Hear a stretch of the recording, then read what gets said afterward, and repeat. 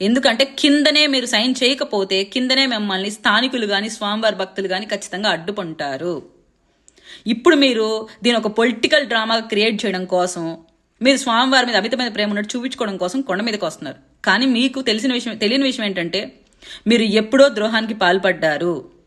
స్వామివారి సన్నిధిలో నెయ్యి కలుషితమయ్యే ప్రసాదం కలుషితమైనప్పుడే మిమ్మల్ని సనాతన ధర్మాన్ని హిందుత్వాన్ని గౌరవించే ప్రతి ఒక్కరూ మీరు చేసిన ద్రోహాన్ని గుర్తుపెట్టుకునే ఉంటారు. ఇప్పటికైనా మీరు మా మతం పట్ల స్వామివారి పట్ల గౌరవం ఉంటే ఖచ్చితంగా డిక్లరేషన్ ఫామ్ మీద సైన్ పెట్టే వెళ్ళండి, లేకుంటే మిమ్మల్ని అడ్డుకోవడం కన్ఫర్మ్. అండ్ మరొక విషయం ఏంటంటే ఏ తప్పు చేయని ఇండియా ప్రభుత్వంలో ఉన్న ప్రతి ఒక్కరం ప్రాయశ్చిత్త దీక్షలో పాల్గొంటున్నాం. ఎందుకంటే స్వామివారి కోపం ఎవరిపైన పడకూడదు, అందరూ బాగుండాలి అన్న ఇంటెన్షన్తో. అలాంటిది మీ ప్రభుత్వంలో ఈ తప్పు జరిగింది కాబట్టి మీరు ప్రాయశ్చిత్త దీక్ష తీసుకోండి.